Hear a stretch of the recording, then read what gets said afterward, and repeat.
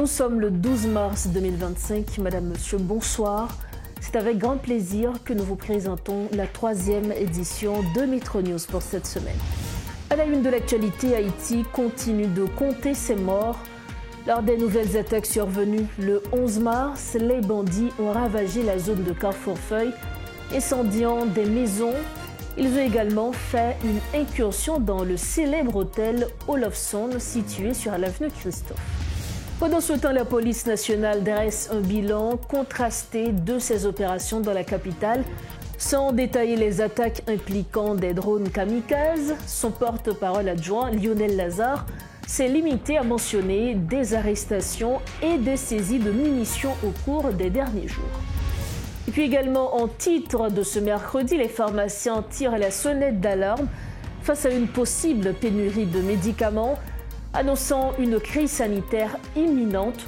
La fermeture prolongée de l'aéroport international Toussaint Louverture perturbe l'approvisionnement en médicaments essentiels, mettant en danger les patients souffrant de diabète et d'hypertension.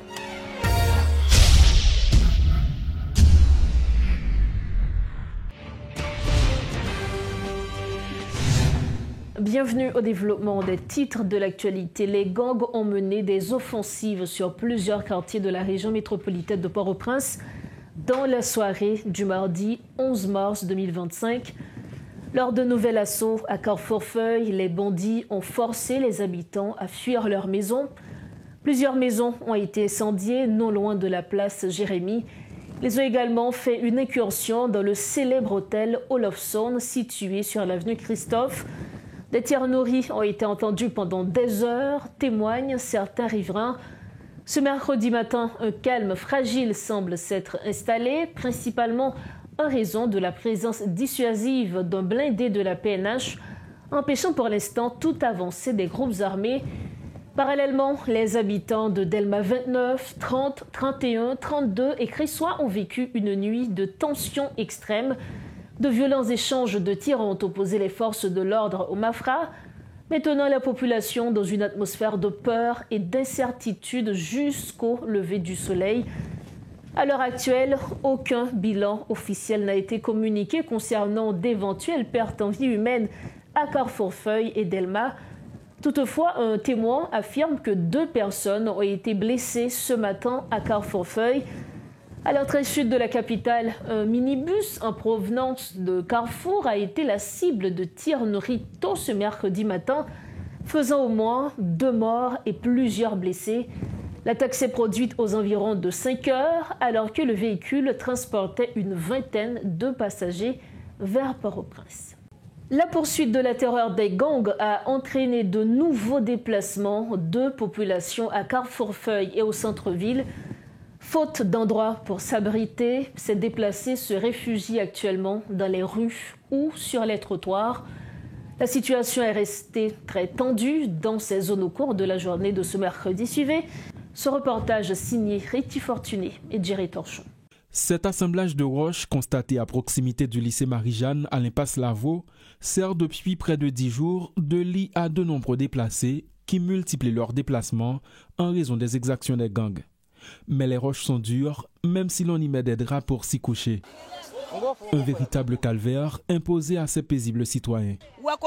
Chaque jour, je suis là, je passe misère dans le soleil. Les on bagay vini, yo gen doit dire vini ou pas chita là, parce que sous pas ni. Bon qui ça yo fait pour nous? Nous pas gen de l'eau pour nous ben côté nous là, nous pas gen côté pour nous dormir. Chaque jour, nous soupil wash là depuis 4h du matin jusqu'à 6h 7h dans l'après-midi pour aller blayer non la course qu'on pas même gen rien. Depuis la reprise des activités des gangs, le nombre de quartiers tombés sous leur contrôle s'accroît progressivement. Les opérations annoncées par la police manquant de planification de la durée facilitent paradoxalement la progression des bandits qui font subir les violences au quotidien à la population. Certains n'en sont pas à leur premier déplacement. Nous avons besoin de nous pour nous manger, nous avons nous travaillons, nous jeunes femmes, nous travaillons, nous bloquons, nous ne pouvons pas partir, nous ne pouvons pas dehors, nous sommes en ville pour nous mourir. 4 fois on dit boule comme belle sous la ville Fondamara. Pour qui ça? Une situation similaire pour de nombreuses personnes rencontrées au centre-ville de Port-au-Prince. Le nombre de réfugiés explose alors que l'aide de l'État reste discrète.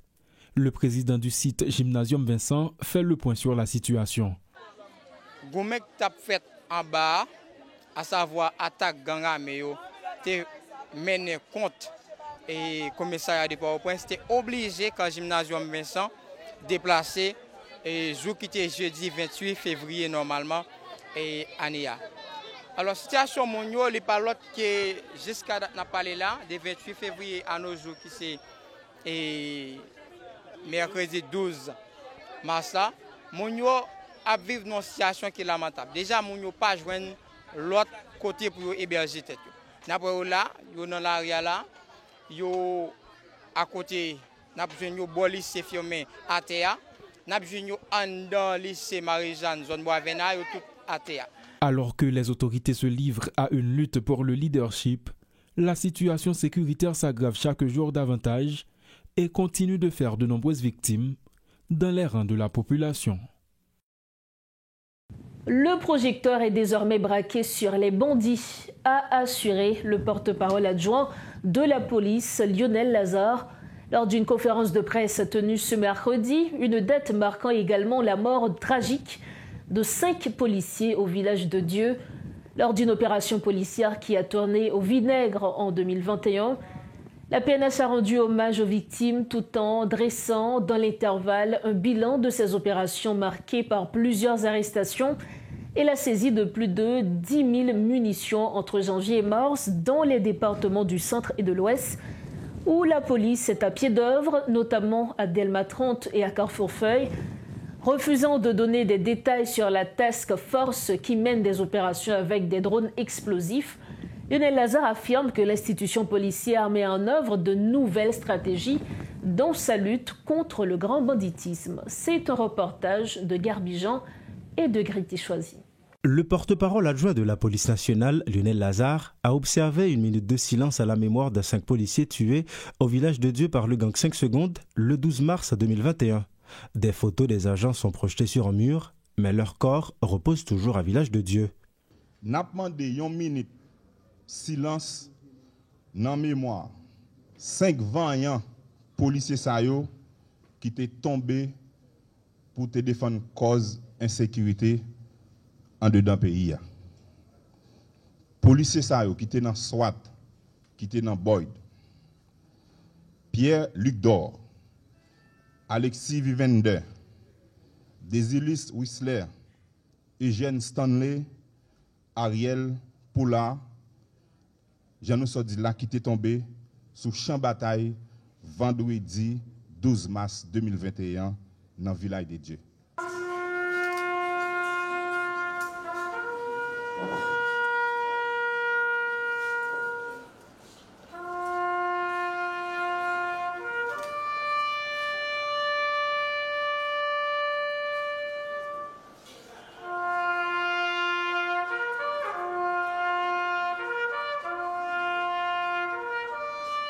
En guise de bilan depuis le début de l'année, au total, plus de 10 000 cartouches ont été saisies de janvier à mars et les arrestations effectuées pour association de malfaiteurs et connivence avec des groupes armés.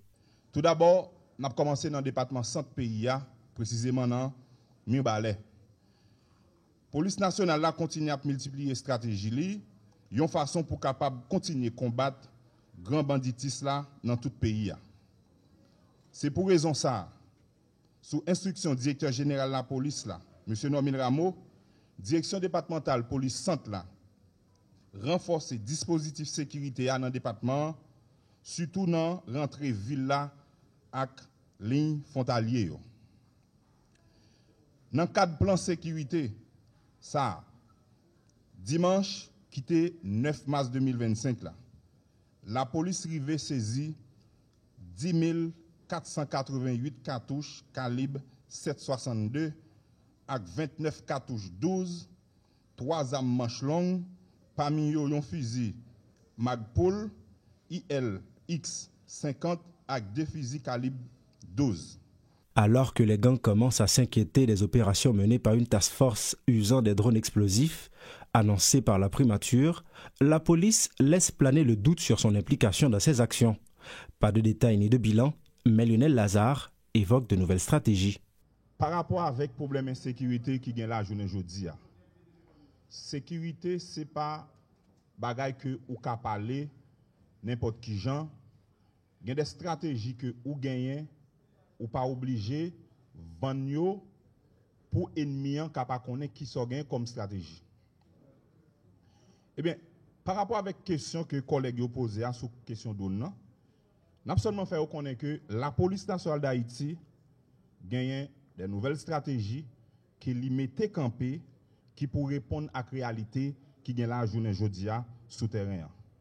La PNH dit intensifier également ses opérations pour freiner les groupes armés qui continuent leur progression à Delma 30 comme à Carrefourfeuille que les populations commencent à fuir massivement. Le porte-parole adjoint assure un renforcement des dispositions de sécurité dans plusieurs départements dans le sud-est afin de prévenir une éventuelle implantation de gangs pendant que les agents sont mobilisés à Port-au-Prince. Dans Delma, nous connaissons que depuis un bon bout de temps, dans Delma 30, dans Delma 19, dans Delma 17, il y a un gros affrontement entre forces l'audio avec gang armé qui a tout prix besoin de prendre contrôle de la zone ça et ce qui vient pousser que un paquet de monde qui est obligé de quitter la zone ça. Eh bien, par rapport avec un ensemble de dispositions que la police prend pour capable reprendre le territoire ça, eh bien, la police nationale d'Haïti rivé par commencer refouler nèg exam yo de façon pour moun yo capable retourner dans zone yo. Et nous capable constater gon paquet effort qu'a fait pour moun yo capable retourner dans zone yo. Dans Carrefourfeuille, côté que n'a parlé là, nous connaissons hier soir une grosse attaque qui fait dans zone Carrefourfeuille. Eh bien, la police à pied d'œuvre au niveau de Carrefourfeuille, force de l'audio présent dans Carrefourfeuille. Et comme li pas là pour nous dire, c'est que depuis hier soir, il y a une grosse bataille qui a fait et il y a des machines, la police, monsieur criblé avec balles. 4 ans après l'un des échecs les plus sanglants subis par la PNH, l'affront reste toujours impuni. Lors d'offensives récentes menées avec des drones dans le fief du gang par la task force, le caïd n'a subi que quelques égratignures. Un résultat décevant, eu égard aux attentes. Pour refermer le chapitre sécuritaire, l'expert de l'ONU sur les droits de l'homme en Haïti, William O'Neill, estime qu'il est possible de résoudre la crise sécuritaire du pays si les forces de l'ordre reçoivent un soutien adéquat et si les nations voisines agissent. Il plaide pour le déploiement de 2500 à 3000 policiers internationaux bien équipés et pour un bureau de soutien financé afin d'approvisionner la mission existante. William O'Neill exhorte les États-Unis à stopper l'afflux d'armes illégales vers Haïti, soulignant que le pays ne produit ni armes ni munitions. Il critique également les expulsions de migrants vers Haïti où plus d'1 million de personnes sont déplacées et la capitale est menacée par les gangs. Selon lui, il est urgent d'agir pour éviter que Port-au-Prince ne tombe sous leur contrôle. Autre point de l'actualité, après avoir vécu dans des conditions difficiles en Turquie, 226 migrants haïtiens ont choisi de rentrer volontairement en Haïti. Accueillis par les autorités, ils ont reçu une aide financière pour faciliter leur réintégration. Beaucoup témoignent des difficultés d'adaptation à une culture étrangère et expriment une volonté de contribuer au développement du pays tout en s'inquiétant de l'insécurité persistante. Certains appellent les dirigeants à prendre leurs responsabilités pour garantir un avenir plus stable en Haïti. Parlons à présent d'une des conséquences de l'insécurité sur le système sanitaire. Des médicaments produits en Haïti ou importés de l'étranger sont en pénurie sur le territoire national, selon des pharmaciens interrogés par une équipe de métropole. Cette pénurie persiste à Port-au-Prince en raison de l'interruption des vols commerciaux à l'aéroport international Toussaint Louverture depuis près de 5 mois. Cette situation pénalise particulièrement les personnes atteintes de diabète et d'hypertension. Face à ce constat alarmant, des pharmaciens tirent la sonnette d'alarme et demandent aux autorités étatiques de se pencher sur ce problème de santé publique, d'autant plus dans ce contexte d'insécurité. C'est un reportage signé Rudolf Pierre-Louis. C'est un calvaire qui a trop duré. Les pharmacies de la capitale haïtienne continuent de faire les frais de la fermeture de l'aéroport international Toussaint Louverture depuis novembre dernier. Cette situation constitue un fléau, notamment pour les diabétiques et les hypertendus.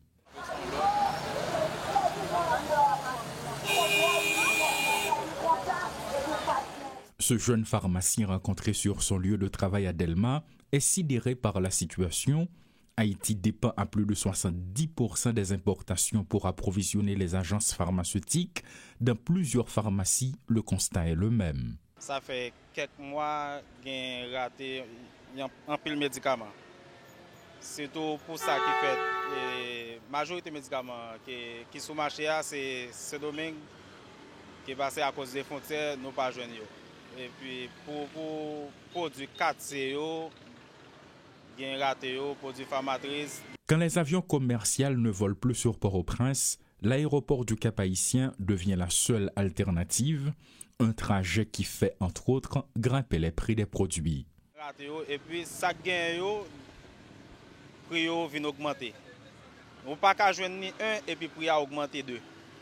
Et à cause des vols là, et puis problème d'insécurité à tout. Nous, un médecin, et puis il y a une prescription, ils sentent en difficulté pour acheter des médicaments. Par rapport à prix qu'on a acheté, par exemple, quand on achète un bagage 10 gouttes, si on a 15 gouttes, il n'y a pas de problème. Non, il est plein quand même. Mais au lieu de 15 gouttes, 10 gouttes montent sur un seul coup. Là, elle vient exagérer. Suivant une note rendue publique par la Fédération américaine d'aviation, FAA, la réouverture de l'aéroport international Toussaint-Louverture est prévue pour le mois de septembre 2025, ce qui ne garantit rien en ce qui concerne la disponibilité des médicaments si les autorités étatiques ne prennent pas de dispositions pour changer la donne.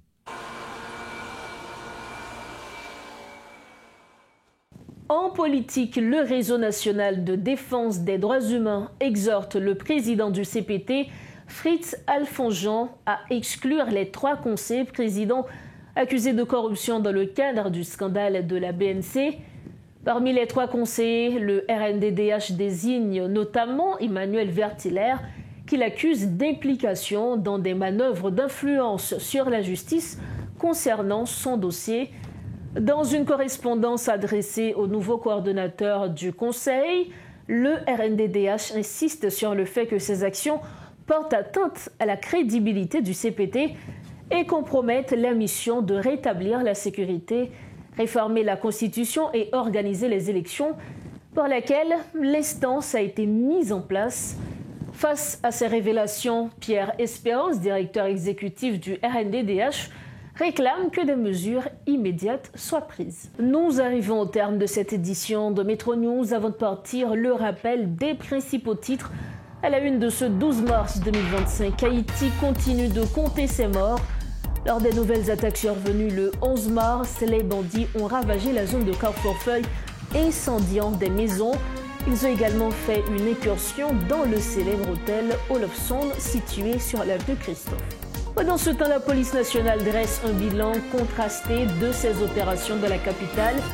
Sans détailler les attaques impliquant des drones kamikazes, son porte-parole adjoint, Lionel Lazare, s'est limité à mentionner des arrestations et des saisies de munitions au cours des derniers jours. Et puis les pharmaciens tirent la sonnette d'alarme face à une possible pénurie de médicaments, annonçant une crise sanitaire imminente. La fermeture prolongée de l'aéroport international Toussaint-Louverture perturbe l'approvisionnement en médicaments essentiels, mettant en danger les patients souffrant de diabète et d'hypertension. Voilà ce qui met fin à notre 3e édition de Métro News pour cette semaine. Merci infiniment à chacun de vous de l'avoir suivi. Merci également à toute l'équipe de Métropole ayant rendu possible cette édition. On se retrouve bientôt. Entre-temps, restez branchés Métropole. Bonsoir.